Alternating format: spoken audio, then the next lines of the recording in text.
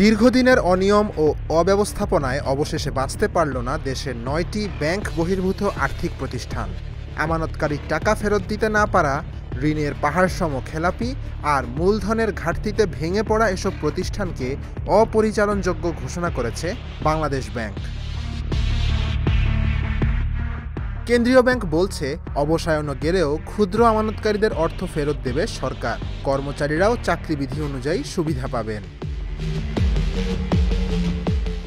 বন্ধ হতে যাওয়া প্রতিষ্ঠানগুলো হল people's leasing and financial services, international leasing and financial services, Aviva finance, FAS finance and investment, far east finance and investment, Bangladesh industrial finance company, premier leasing and finance, GSP finance company এবং prime finance and investment limited.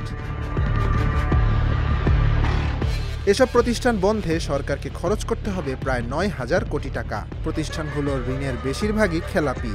FAS ফাইন্যান্সের ৯৯.৯৩%, fur east ফাইন্যান্সের ৯৮%, BIFCর ৯৭.৩% এবং international লিজিংয়ের ৯৬% ঋণ খেলাপি।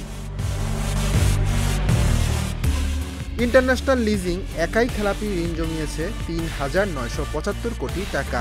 People's লিজিংয়ের খেলাপি ঋণের হার ৯৫% এবং লোকসান ৪,৬২৮ কোটি টাকা। আভিভা ফাইন্যান্সের খেলাপি ৮৩%, লোকসান ৩,৮০৩ কোটি টাকা। প্রিমিয়ার লিজিংয়ের ৭৫% ঋণ খেলাপি এবং লোকসান ৯৪১ কোটি টাকা।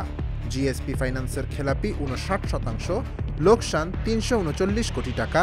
প্রাইম ফাইন্যান্সের ৭৮% ঋণ খেলাপি ও লোকসান ৩৫১ কোটি টাকা। বর্তমানে দেশে মোট ৩৫টি ব্যাংক বহির্ভূত আর্থিক প্রতিষ্ঠান রয়েছে। এর মধ্যে ২০টিকে সমস্যাগ্রস্ত হিসেবে চিহ্নিত করেছে কেন্দ্রীয় ব্যাংক।